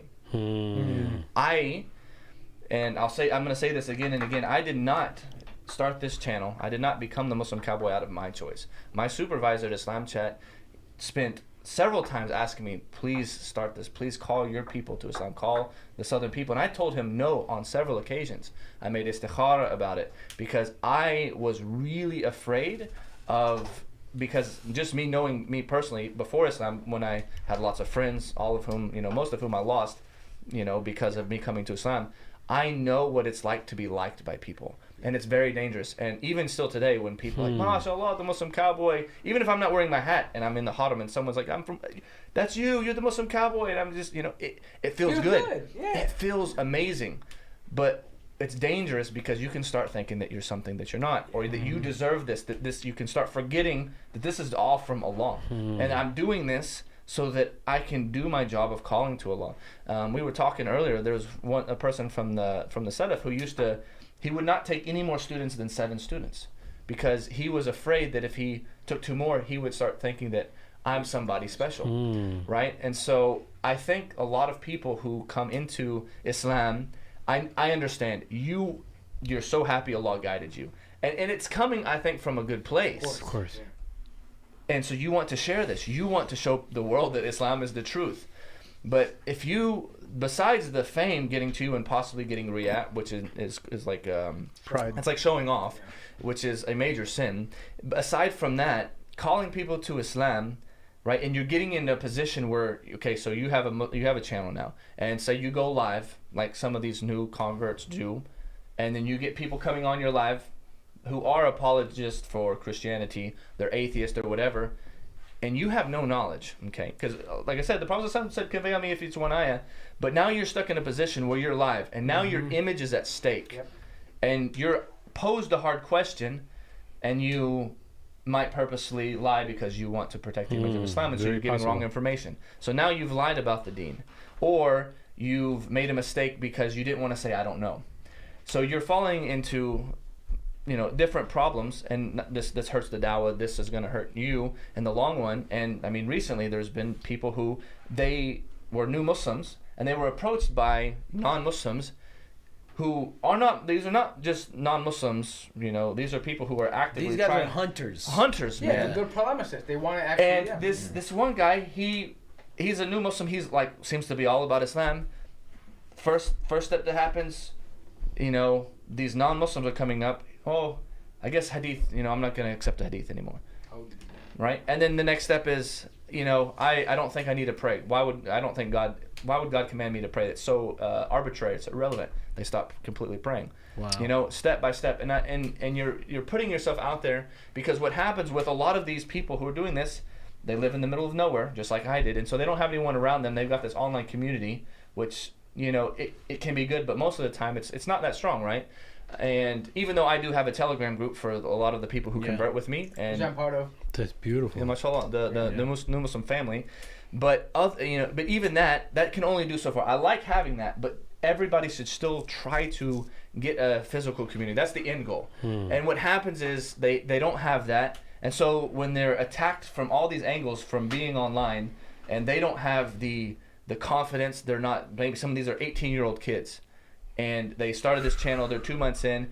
These non-Muslims have convinced them, because they don't have anyone to ask around them, that the hadith are wrong, that you don't need to pray. And so they just think that, you know what, I'm going to, they'll fade out. Right. And so it's very dangerous from all kinds of aspects. And I'm not someone to tell people, don't do dawah. You can, but stay in your lane. Understand where you need to be and get yourself right first. Learn Iman, right? The Prophet ﷺ started with teaching people who Allah is, who the Prophet ﷺ is. Why is it a part of our Iman to love the Prophet ﷺ more than anyone else in this world, including our parents, our children, and ourselves, right? If you don't have these foundational principles, you're setting yourself up for disaster, right? And we ask Allah to help all of them, because it's tricky, and a lot of Muslims, and they mean well, right? Yes, and there's a lot of Muslims, I'll see them, they'll convert on like a stream, and then you have Muslims saying you should start a channel because they're from this the Muslim Ohioan, the Muslim Canadan or Canadian, whatever, and it's like the Muslims are pushing them into this, and it's like, guys, even before the age of internet, because for them it's more like, oh, that's another personality, another more entertainment I can watch. No, more, right? not even that, bro. Even before the age of, sorry to cut you off, even before the age of internet, when somebody became Muslim, they used to put them on the minbar right away and start giving khutbas. And they need another thabata from their friends to tell them like it is. It's like, bro, you ain't ready. You ain't ready, bro. Sit down. The thing I was gonna say was I give one piece of advice to people who revert to Islam. I give them 2 pieces. I say, listen, this is not a sprint; it's a marathon. Yes, sir. You're not gonna learn everything. There's gonna be ups and downs. And number 2, attach yourself to a masjid or community. Yes, sir. The ability to bounce ideas off of someone, a person of more knowledge, is essential. Yes, sir. Because even people who are born Muslims, when they start opening books of hadith, or you're speaking from experience, right? You start thinking, the shaitan comes and starts telling you, oh, you figured it out. Yes, sir. You got it. Oh, you have a great grasp of the Arabic language. Oh, you have man. Allah has given you a gifted mind. Yeah. Why do you need a teacher now? Yeah, right about that. But the ability to say, hey, and Sheikh Amr, this is what I was coming across. What do you think about this? What's this verse? What does it mean? What's the ahkam? Whatever, right? You can go to these things, right? And having that ability to, because the community checks you. Islam is built on the jama'ah. Yes, sir. It's so important. Yes, sir. At some point, and somewhere, and in some areas, it's more important to, focused on the jama'ah than focused on other things that you would do regularly, right? Meaning, like, for example, an example of that would be when the Prophet ﷺ died, they delayed his burial to make sure they had a khalif, to make sure they had someone who was in appointed power, because the risk of having the jama'ah divide itself is so dangerous and detrimental to the ummah that they delayed that. And imagine you yourself trying to now speak on behalf of Islam. And even that mitigated. Remember the Harb of Ridda that happened? Even after all those precautionary measures were taken, there were still people who were still not willing to pay zakat. That's how important this jama'ah is. So I say that, attach yourself to a community. It doesn't have to be, I'm thinking you don't have to be all up in the message every day. But make sure at least find some brothers, somebody that you can talk to, that you trust. That I get that. That makes sense. You have to have even us, and I don't know if you guys have gone through this too, but whenever I first got on my deen, bro, I was super harsh. Oh yeah. Bro, one of the worst things, and I tell the story because I asked for her forgiveness, and alhamdulillah, she forgave me, bro. I gotta hear this. I had a cousin. Okay, I had a cousin. She wasn't hajba, right? She wasn't wearing a hijab. So I was looking at her, and I was like super duper. You know what I mean? You was on it. I was on it, right? I was on the menhaj, son. You know what I mean? Wait, I thought you were blind. So I was like, oh my God, Sim. I totally lost. I don't know. Oh, because I saw her. Wow. Wow. I have a very dark sense of humor. Okay. That just I haven't picked that up. Yeah, Sim's By the way, he can still see, Sim. Hold on, Sim's got a face that makes me say, alhamdulillah, I'm blind. Don't throw stones, son. I'm Palestinian. I'm a G at it. I go against tanks. Okay. Anyway. Alhamdulillah. So she's not wearing a scarf, and I'm like, oh, okay. So, you know what? You might as well go eat a ham sandwich. You know what I mean? Oh, you ain't wearing a man. scarf. Just go ahead. Come on. Get a pulled pork sandwich. You'll be all right. You know what I mean? And, But I mean, I think to be honest, and the thing is, wallah, man. And I was all confident and stuff, and she was like, "That hurts," you know. And I was still on my. So after a couple years, after I kind of balanced out, you know, and learned, no, you don't know everything. You're flawed. I apologize, man. I was like, I'm so sorry for saying that because that's. I think it's a kind of natural maturity. process that a lot of people, even born Muslims, when they come back to the religion, Mm-hmm. they have this zeal, and the shaitan puts that in your mind that you have this superiority. You know, you have the right to do that. Now, I'm not saying that we don't. I'm not in this position where I say. I don't want this to be mistaken as only God can judge me. I don't believe that either. I think Absolutely. I mean, we do have a certain moral code, but however, there is what we're talking about is there is a technique and there's a way. Yeah, there's hikmah. You need to approach it with hikmah, and bro. the Prophet ﷺ was very different when he made dawah on an individual level Yes. versus when he did it on a public level. Yeah, It was much absolutely. more harsher on a public level because there was a warning. But when he would sit with people individually, he got to know them, understood their situation, empathize with them, try to find a way out for them. Like, you know, sometimes I notice that even us as Muslims, like, we know, we'll say, oh, you know, if Islamic State was here, you'd be done, bro. Like, you know, they do. If what was here? If Islamic State was here, you know, if it was the Khilafah, you'd be done, bro. You know, all this kuffar, these murtaddeen, right? Like, acting like as if it had to be everywhere. You know what I mean? Like, but the Prophet I'm waiting for it. Yeah. but Just the Prophet kicking down would the actually door. try to find a way out for people. That's why Sim was working on that PhD about Khawarij, bro. It's on the table. Yeah, but I'm saying, but that spirit of trying to show rahmah, right? And if you want the one who showed rahmah to people on earth, the one in heaven will show. Yes, sir. Yes, SubhanAllah. absolutely. Like that spirit of rahmah, that mawaddah you want to have with you, because we want good at the end of the day. Yeah. You don't want to aid the shaitan against your brother by forcing him away from you. Because wallahi, if they leave your jama'ah, there's a bigger jama'ah outside waiting for them. That's all kinds of fawahish. Join us. And they'll help them with open arms, right? Yeah. And they'll make them Open feel arms. loved. Yep.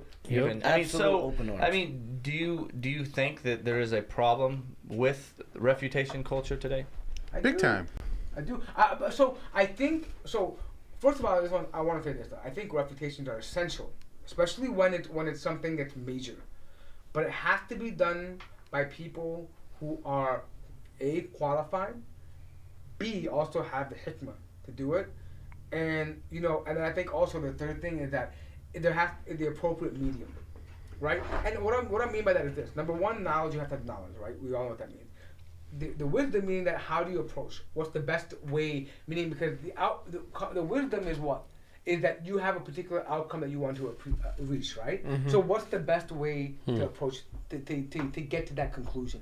Right? Finding the best methodology. Is it in private? Is it making a video? Is it maybe whatever, maybe discussing it without mentioning a name? There are many different ways to do this, right? Each scenario is different. And the third one is, what was the third one I said? Oh, yeah. The third thing is about like having the ability to actually take it out and take on and do it, right? Because the idea here is this: that if you don't do it the right way, you're going to cause irreparable harm. Yeah. Right? Absolutely. Because what happens is now, if you go about it the wrong way and it has the adverse effect, it's not that person looks bad now, right? That's one part. That's a minor part of it. The problem is that people who don't have knowledge, right? And that's what I mean, the proper medium, right? Who don't have knowledge, they will now throw doubt on anyone that has knowledge. Mm-hmm. Oh, all these people from this particular way are wrong. Yeah. Or they begin to doubt scholars in general, and that becomes where they go independent. And that's why I say when I said medium, it meaning that like, hey, you know what? Generally, traditionally speaking, when scholars had to refute each other or people of knowledge, they did so in a way that wasn't generally available to the public. It was written in books. They wrote to each other. They had Or just with a areas few where- students, yeah. forums where they did this, right? And an example of it, and I'll give a small example. I'll pass it on to you guys, but here. Like, for example, today, let's take it outside of the religion for a second, right? Yeah. Like the Stop idea for of the critical law. race theory. This is something. No, wait, well, no. I don't want to talk about the reality of it. I'm saying the idea of it was that it was something studied in academia that was a legal framework. Right? It was meant to understand how legal problems happen, like how the injustices in the legal system and the Systemic how would oppression that and be- stuff. Right, exactly. And which is, I have a problem with that, right? They're trying to understand the root cause. But when they took it out of academia and they began pushing it onto laymen, and laymen didn't know how to use it, it just becomes like these crazy fringe groups and right. And that's the same thing that happens with this type of refutation. This culture, if you yeah. don't do it in the right medium and the right channel in the forum, and every layman is adopting it and pushing it forward, you're gonna have fringe groups and you're gonna have extremism. What do you see with the problems in Refutation? You answered right away. You're like, yeah, it's a big problem. No, well, I don't think it's bringing anyone closer to Islam. I No. honestly, the Dawa scene with all the major personalities. First of all, like I study philosophy. You're talking about I Refutation amongst Muslims. Yeah. I study Muslim a lot against of these. No, not just that. The Debates. the debates, the argumentations are back and forth. I think majority of the people who follow them, they don't even know how to navigate those conversations. They're not even familiar with the vocab that's happening, and they're picking up on other clues to get a better or a feeling of who's doing better in the debate or whatever, or the back and forth. And So it's more entertainment. yeah, it's more entertainment. I don't think anyone really It's benefits like a from boxing match, bro. You know what I mean? Yeah, Yeah. it's Like, oh, did you see what he said about so and so, bro? Yeah. Oh my God! You know what I mean? Brandon? About the refutation culture? Yeah. Yeah. Well, I mean, what has happened is, and I could be wrong, is that unfortunately, it's been made to where it's almost impossible for the wrongdoers, those who are being refuted, to repent for their mistakes. Oh, yeah. Because wow. even if they do, and even those who have, it's not good enough. Can you that's kind of going over my head. What do you mean by that? He's talking about, mainly was talking about cancel culture, right? No. No, I don't think so. Meaning that So- when someone does something, that it's almost like they're irredeemable now. Like there's nothing Well- they could say to rectify. No, but you're talking about the level of a debate. Can you elaborate? I'm sorry. You said that someone can't be forgiven now or something like that. What or do you- can't roll it back. No. Are you talking no, about so- debate refutation? No, I'm talking about refutations. Yeah. So I'm talking about the people who have made it their entire work to only refute people. What has happened is that it's gone to such a level to where those people who are being refuted, who may have made I see what you're mistakes, saying. to where even if they were to repent, and even those who have and said, look, I've made some mistakes publicly, these are the things I've done, I was wrong in that, it's not good enough anymore. I see. Because what happens is they've gone so far along and they've casted so much doubt on this person's personality Yeah. to where, okay, we want you, what's the goal? They say, oh, we want them to repent and come back on it. They do that, oh, they just did it so that they don't look bad anymore. But also, don't Yeah. you see that there's a problem in a personality or YouTube personality who always needs an arch enemy? Yeah. Who needs an antagonist in his story? well, that's Someone- pretty much what you're saying, right? So in order for them to concede and say, oh, so and so has actually went back on their previous beliefs, that would like be destructive to their brand, because then there's a lot less value to that person if that antagonist or that person who they're trying to refute is now So a they're brother. damned both Yeah, ways. now Is they're- now a brother. Yeah. Yeah. Is a ikhwan, is a Exactly. innamal mu'minuna ikhwa. Once that happens, then they don't have that person anymore, and they have to go out and find more. Because the problem is that some of these figures have made their entire brand based on refutations, and that's But where not it's a just problem. that, it's bigger than that. They It's thrive in the it's chaos. about everyone circling around their brand, their personality, their YouTube channel, their hits, their views, getting those clicks. You've created this enemy, and there's no redemption for that enemy. They're always going to have some kind of shadow of doubt, no matter how much they've switched their positions or anything. And these are the sincere people who've switched positions. There's the other people who they're debating against who I mean, they would never in a million years change their position, even if they know in their heart they're wrong, because it would be conceding to this other YouTube personality and then that takes away value from their, because no one's not. That's actually why I don't like debates. Yeah, it's very few people are actually interested in the truth. It's like you're upholding your brand, and if you concede anything, you actually have a reflective moment, an honest moment in your thinking, and you come back and you say, hey, you know what? That's not a position I hold anymore. That's still not that hurts your brand. So that person either will not do it, or if he does do it, it works against the other person who's his interlocutor, who's saying that, hey, he still has to be my enemy because. So that's what I was saying when I was talking. It's a matter of ego, right? Like, it's just ego versus ego. You know, you have one guy that thrives in the chaos, right? Needs to constantly have an enemy, so they get more extreme with their refutations. They go way overboard. And then you have the other end of the spectrum where someone may even know that they were wrong, but they have like such a following and they have such a reputation. They don't want to tarnish their reputation with admitting that they're wrong. I know about this personally. Is that what you're saying? I know about this personally because when this show was young, a couple years old, I really wanted it. This was before, you know, some of the major personalities came out. I was like, maybe we need to make these enemies. Like, we need to have maybe feminism and some of the critical race theory people be our, you know, our straw man who we're always going to just beat on, and they're the enemy, and everyone come and join our little club that will fight against us. And at first it sounded appealing, and it sounded like, oh, you know, it's a great way to build your brand around, but it just sounded so combative. And I genuinely don't feel like our guys on our team, we're like that combative people.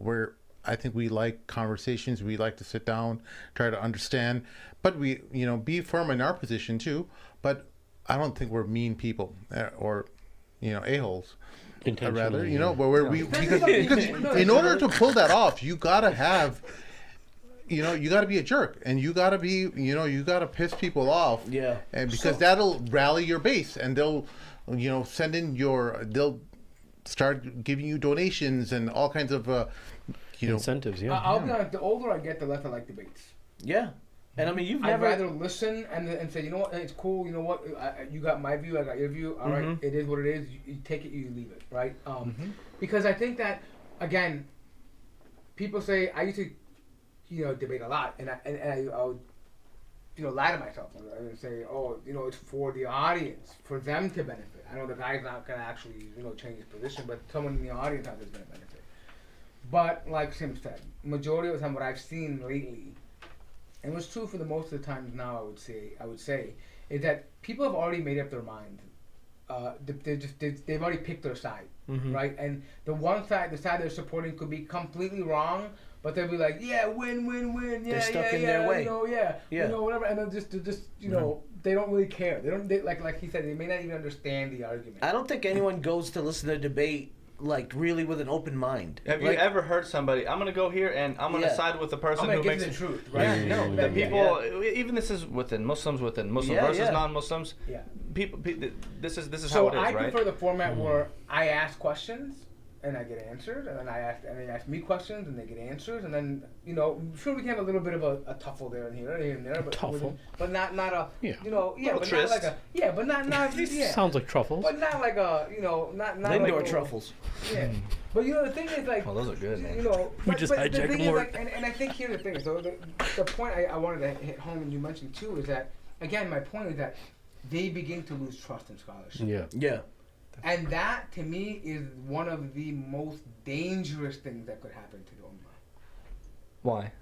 Because when Allah wishes to, you know, to remove knowledge from the people, what does He do? He takes away the ulama. And so if you don't have ulama, and we're not expecting them to be perfect, right? We know they're not perfect. But they are inheritors of the Prophet. And if we lose that, that's the only connection in real time that we have to the Prophet. Allahu Akbar. And if we take that away, our religion is based on Isnad. It's based on this chain of transmission, this ijazat that we have, right? And you're not talking about the celebrity sheikh culture. Yeah. You're not talking about talking that. about You're real talking about scholars. legit scholars. Yeah, I'm saying, Imams. but from the Carriers. celebrity guy though, unfortunately, even legit gets lumped in with that. All scholars are the same. And Right? to be You're fair, right. not all celebrity scholars choose to be celebrity Exactly. scholars. Yeah. Some of them are So, genuine, but and- they're and- just called that because a lot And of my people thing is, like I their don't even stuff. want to label them celebrity, not celebrity, Right. right? I don't know if someone had knowledge, Allah has gifted them with knowledge more Yeah. than me, Yeah. and I respect that knowledge, right? And I don't want that institution of knowledge to be damaged because that sure, we have problems with some of it now, but it not being there would be problems that we've never seen before. Yeah. The Prophet ﷺ prophesied this. He said that in talking about this, he said there will come a time when those scholars are not there anymore. And he said the Ruwaybida will speak, right? People who will speak come up speaking without knowledge, right? And this goes back to the people who are really new into this. I even think this about myself. I've been Muslim for 9 years and I know hardly anything, right? And I feel this. I feel like I feel still like I'm not prepared. So I've got to always keep myself in check. Am I speaking about something that I have the authority to speak on? Right? And this is the thing. We have to keep our communities connected to the people who are transmitting this perfect way from the Prophet ﷺ. And alhamdulillah, While recognizing they're going to make mistakes. They have flaws. But the knowledge they have is not flawed. Right? Meaning that, human beings, they are ulil amri minkum, right? They're authority, right? Or ahl al-dhikr, they're people of knowledge, right? But the Quran doesn't say they're perfect. There's no ma'soom.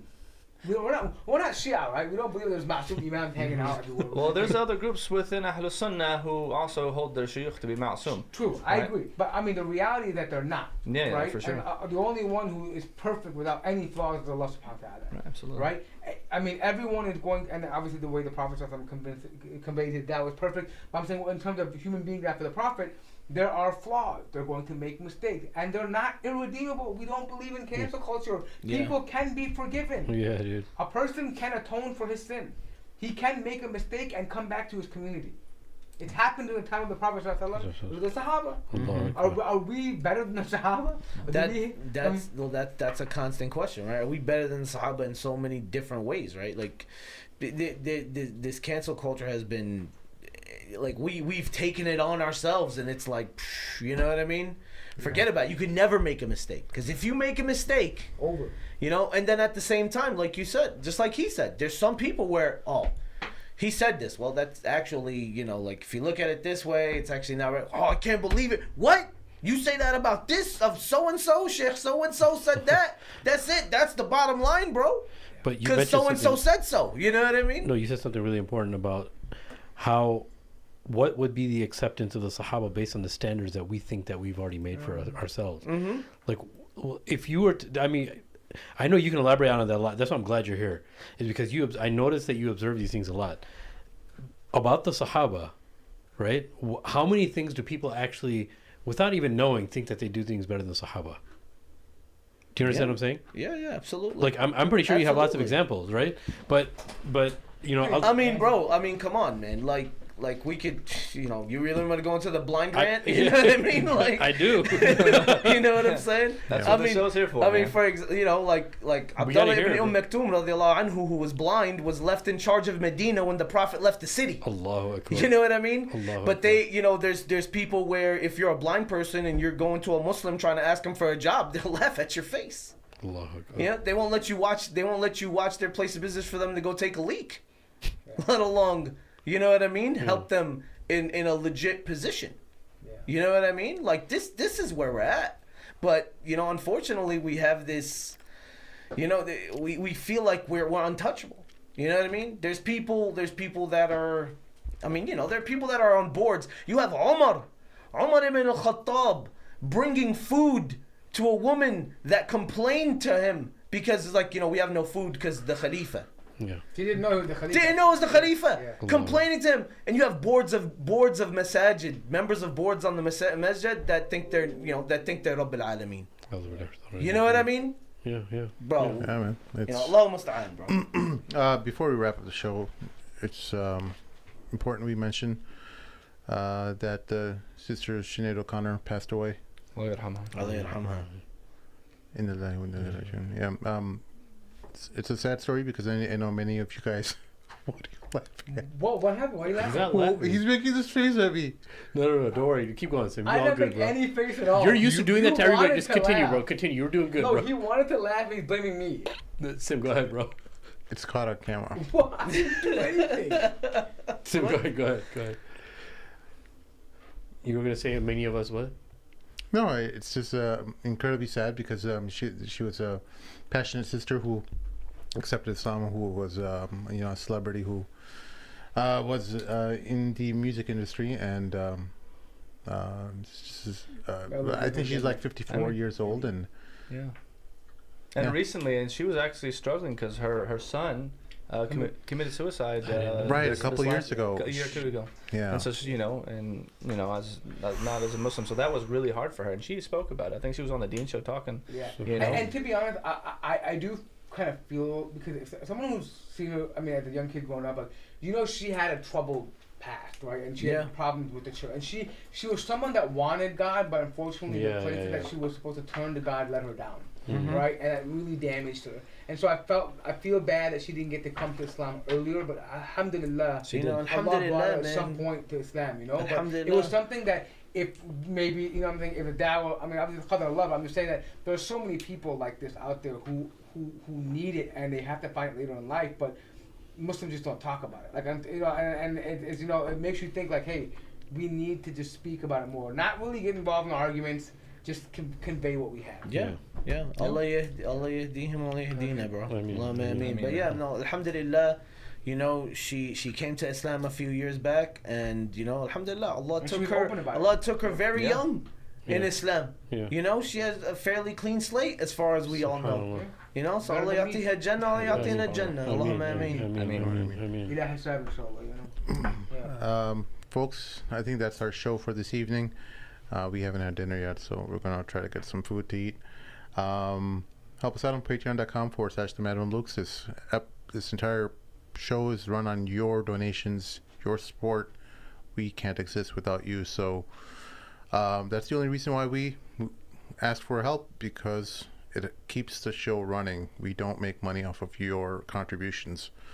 With that being said, for my co-hosts, Morton Sheikh Amir, and our guests, the Muslim Cowboy, Brandon Nessas, and Nader Tabata of Islam by Touch.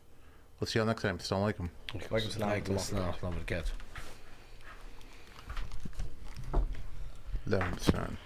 Man, I wish we could do this for 3 hours, bro. Dude, I really do too. 3-4 hours. I felt like we just got started. No, this is great.